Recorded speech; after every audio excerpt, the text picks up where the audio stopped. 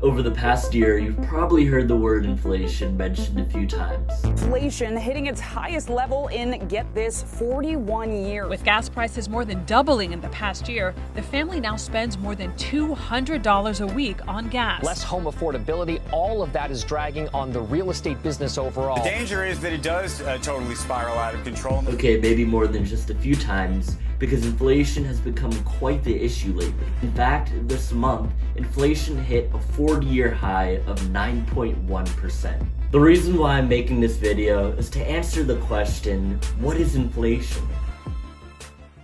Now, I want to preface this by saying that I'm by no means an expert on this topic. However, I do spend almost every day trying to learn more about inflation, because in order to know how to deal with it, we need to understand what it is. I'm also a realtor, so I have first-hand experience on the impact that inflation has on the real estate market. Inflation is the reason why an item that cost $1 over 100 years ago costs $17.40 today. And listen, inflation isn't as terrible as people make it seem. We actually want inflation to be around 2 to 3% every year because it incentivizes people to spend their money, which leads to economic growth. But anything over that would be very harmful. Let's try looking at it in a different way. If we think about what makes gold valuable, it's due to the fact that there's a limited supply of it.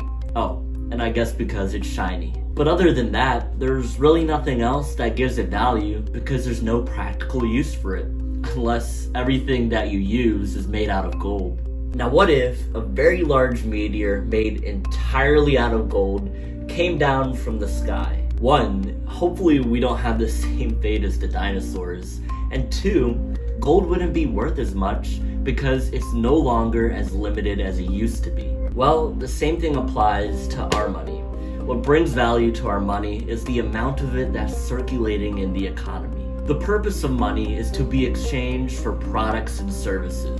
When the amount of money in the economy is rising at a quicker rate than the amount of products and services, this results in you having to spend more money to buy that same product or service. And that's inflation.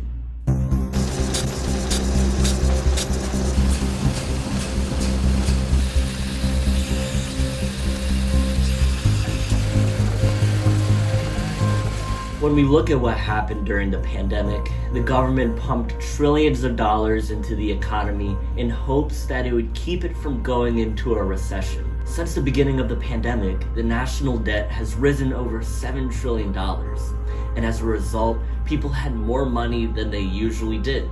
So what did they do with all this money? They spent it.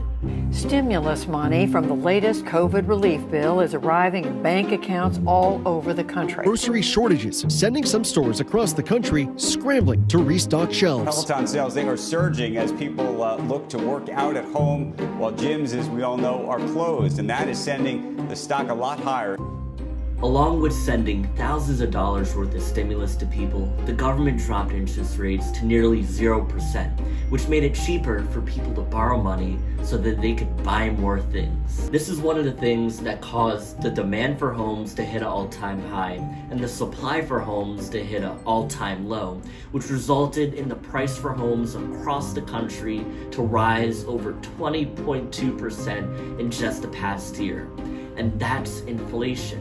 All of these initiatives that the government took served their purpose by keeping the economy from going into a recession, but it created something far worse, and that's inflation. Now granted, all of this money was vital to people that were in need of it, but it made absolutely no sense for people like myself who still had a job to receive money from the government. People were spending money like they had an unlimited amount of it, and in a way, they did. But this could only go on for so long.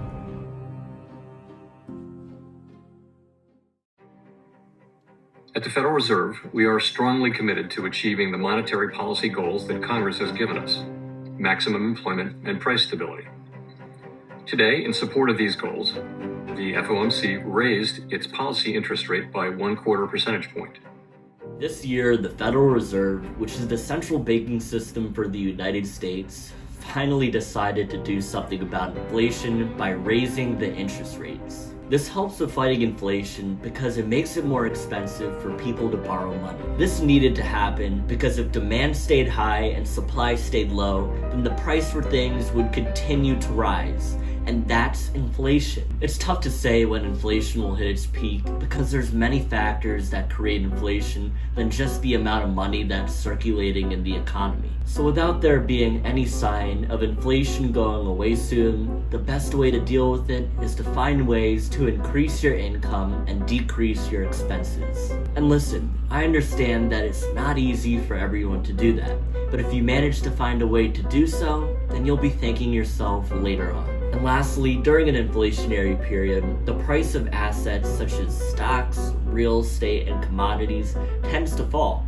So if you have enough money saved up, then this could be an opportunity for you to invest in assets that you believe will give you a return in the long run. I know that the future of our economy appears to be grim, but historically, our economy has continued to grow even through all of the hardships that it has faced. This is not the first time that our economy has dealt with inflation, and it won't be the last. So don't worry, we'll get through this.